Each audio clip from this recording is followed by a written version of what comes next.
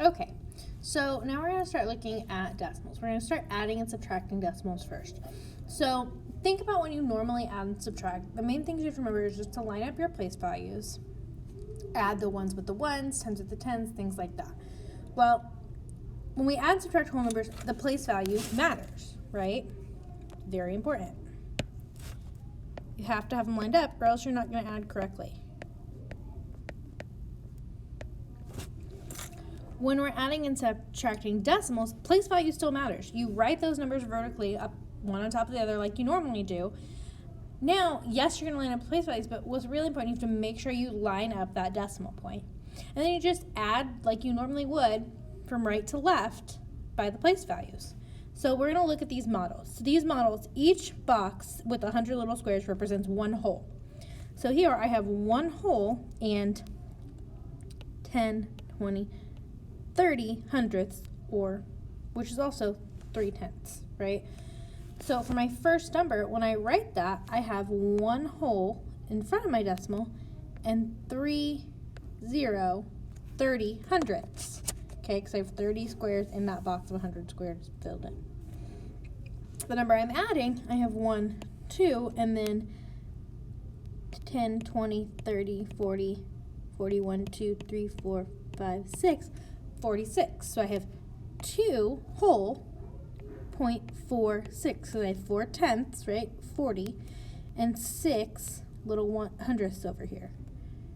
Okay, so then when I add, I have it lined up just like I need to, and I just add from right to left like I normally would. So I do 0 plus 6 is 6, 3 plus 4 is 7, bring down your decimal point, and 1 plus 2 is 3. Okay. Next one, I look at my models, and I see one whole, so that goes in front of my decimal, and 10, 20, 30, 40, 50, 60, 70 after my decimal. Those are my hundredths. Okay. Same thing here. 1, 2, 3 wholes. 10, 20, 30, 40, 50, 60, 70, 80. 80, 1, 2, 3, 4, 5, 6, 7, 8. And then again, I just add like normal. So I have 0 plus 8 is 8. 7 plus 8 is 15. So you still have to carry your 1. You carry it over here just like you normally did, but make sure you don't forget to bring that decimal place straight down. So then I have 1 plus 1 is 3. Plus 3 is 5, sorry. And you get 5.58. So now we're going to do some practice without a model. So on this side. So I'm still going to line everything up. So I have 18.7. So in front of my decimal, I have a whole 18. So I'm going to put 18.7. So after, I'm just going to put 0.7. And then I have 4.58. Now what you notice is this box is empty. Well, I can't take 8 from nothing, so I need to put something there just to hold that place value so that my numbers line up, so my place values line up. So what you can do is put a 0, whoops, I need to switch from highlighter, sorry. Put a 0 as a placeholder, and now I can subtract like normal, or add like normal, sorry, not subtract. So I add 0 plus 8 is 8, 7 plus 5 is 12, and I carry my 1 decimal place they already brought down for you here. And then 1 plus 8 plus 4. So 9 plus 4 is 13. And then 2. So your answer is 23.28. Okay. So I'll do one more where they didn't line it up for you. Or give you the boxes. So even if you don't have boxes, you line it up the same way. Put the first number on top, 109.14.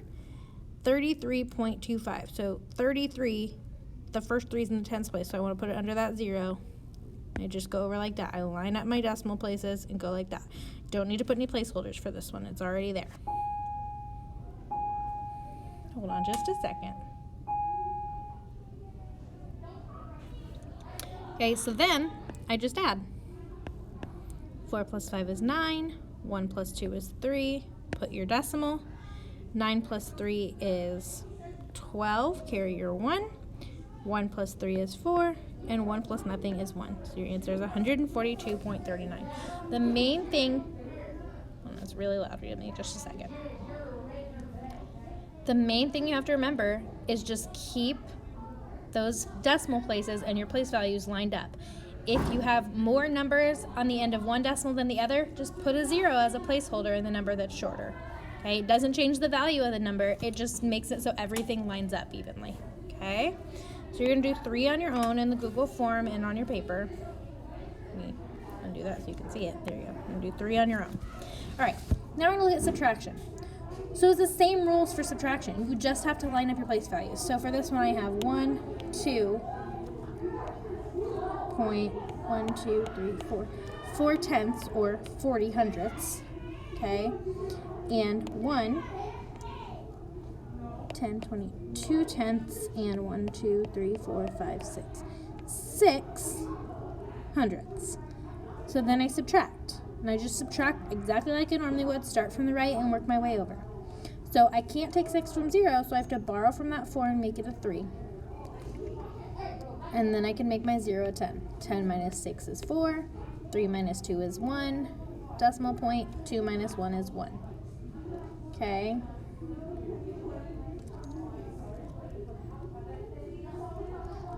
Okay, now we're going to look at the next one. 1, 2, 3 holes here. And 1, 2, 3, 4, 5, 6 tenths, which is 60 hundredths.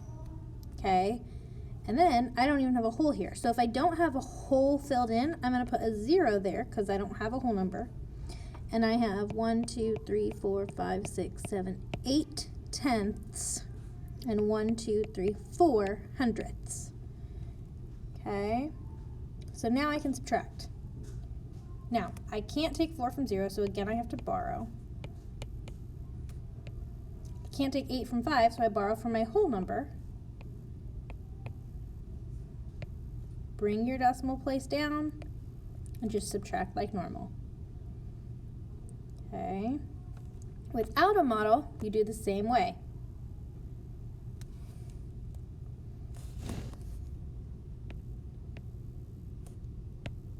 Just put it in the boxes. Now, minus 8.3. So I'm not going to put my 8 under my 1. I'm going to put it under the 5, okay, to make sure that my place values are lined up. Then I have 0.33. Okay. 4 minus 3 is 1. 6 minus 3 is 3. 15 minus 8 is 7. You could borrow from the 1 and make it 0 and make 5 15, but then you're still just subtracting from 15, so it doesn't really matter if you actually show the borrowing there. 7.31. Okay, you're going to do 6 on your own, and I will do 7 with you. So 26.6 minus 14.73. So this is one where your place values line up, but you have an extra space over here. So you just need to put that 0 as a placeholder. And then you can subtract like normal. So 0 minus 3 I can't do, so I borrow. Oops. There we go. Didn't mean to do that.